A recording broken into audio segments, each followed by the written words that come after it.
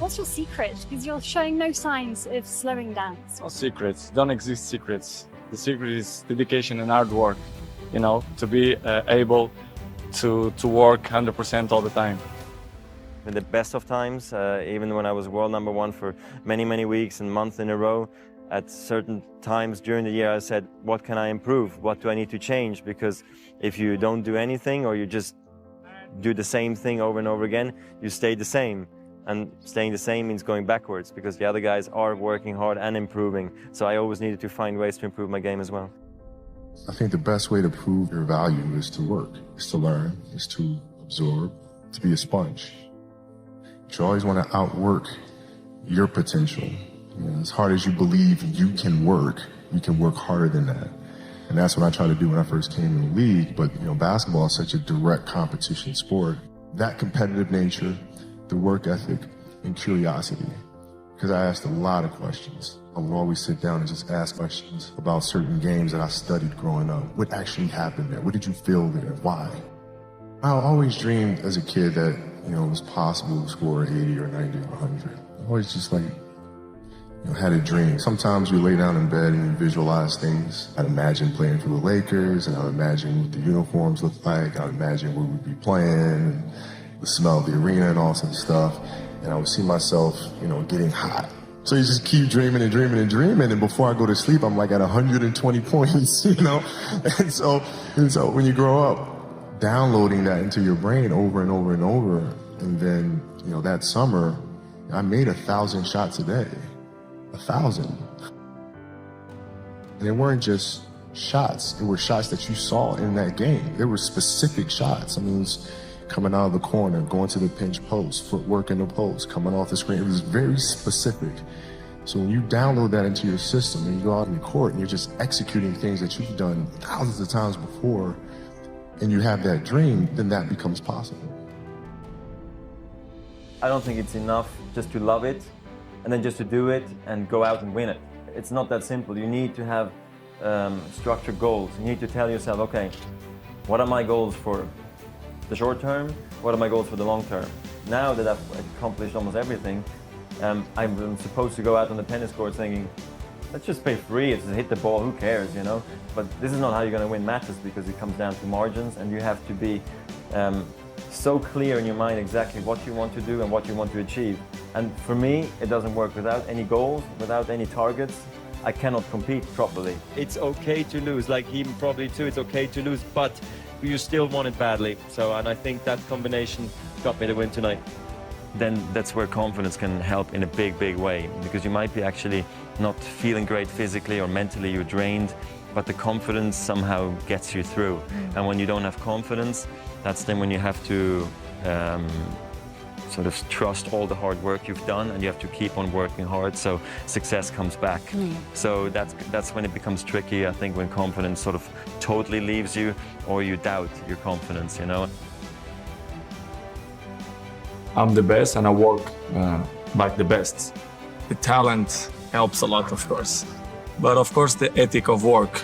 You have to put in your mind ethic of work when you are professional. So since day one, when I start with a professional, let's say with 16, 17, 18, I'm always have ethic to be the best, to training hard, to listen to all the players, experienced players.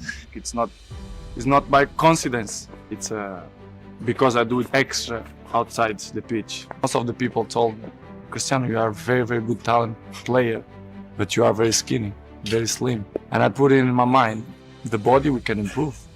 We can improve. You go to gym, dedication and hard work, you can improve. So I improve myself. I'm not doing that kind of work because I have to. It's because it's part of me. It's not about the money, it's about the passion. In my mind, I'm always the best.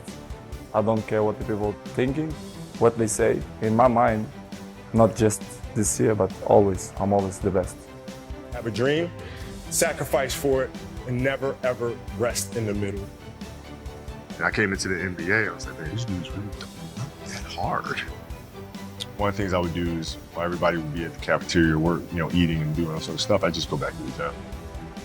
I just go back to the gym. How can I show you that, no, I have the itch?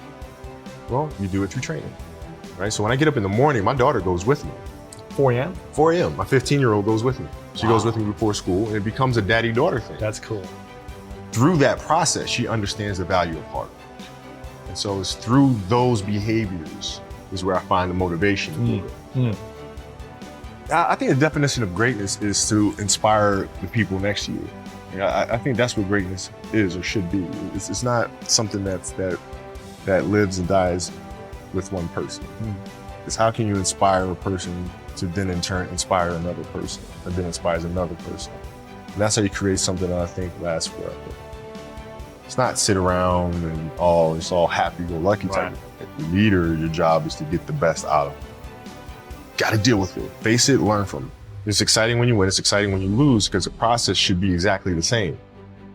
But the hardest thing is to face that stuff.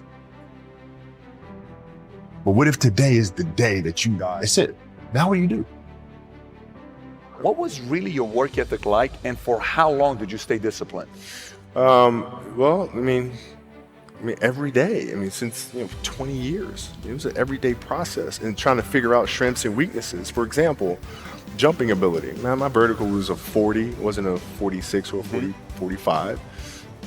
My hands are big, but they're not massive, right? So you got to figure out ways to strengthen them, so your hands are strong enough to be able to palm a ball and do the things that you need to do. Quickness, I was quick, but not insanely quick.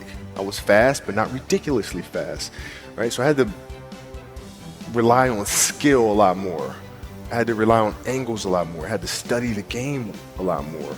And, but I enjoyed it though. So like from the time I can remember when I started watching the game, I studied the game and it just never changed. The players that had that passion but weren't willing to commit their entire lives to doing that, right? It's a choice, right? You have other things, you have family, you have all these other things that you have to do. The game can't really be your number one priority. And so I was just looking at that like, man, this is gonna be fun. If I'm buddies with you from high school, if I'm a cousin of yours, what happened to our relationship? How did that gravitate when you went into the league and you're determined to become the greatest, or you're determined to become one of the greatest? What happens to our relationship? Oh, it suffers. It does suffer. Oh yeah. Okay. Yeah. And you understood that. You were okay with that. Yeah. And the people that love you, like friends and family, like they know that about you. Got it. So they let you be you. And when you reconvene, you pick back up where you left off. But make no mistake about it, everything in between is lost. Right? So those long-term relationships, the commitment of time of, taking like I see a lot of players take vacations with other players that are close friends, and they'll just take vacations just to take vacations, or just hang out just to hang out. Like I never did that. Why not though? Why didn't you do that? Well, because when I retire, I didn't want to have to say, I wish I would have done more. I don't want that. Without sacrifice, cannot win nothing. My main strength, it's my mind. I think it's my strongest point, it's my mind. Effort, dedication, work hard, because the talent is not enough anymore. And if you don't dedicate it 100%, you're not gonna reach the level that you want. For example, you arrive home, you had a lunch, you do it a quick nap, and you wake up, you play with your kids, blah, blah, and I have to go to the gym at least 30, 40 minutes, but this will make the difference in the end of the day, you understand? If you not do it that work, you miss one. The next day, it's 2 sessions that you lost. And I know at the end of the day, in the hand, they're gonna make a huge difference. This generation, for kids, you know what I'm talking about. They have everything easy. They have computers, they have good food on the table.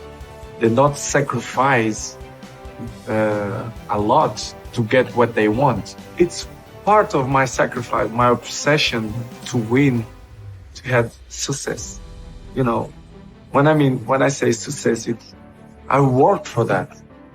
Talent is not enough. I dedicate myself so much that this is part of me.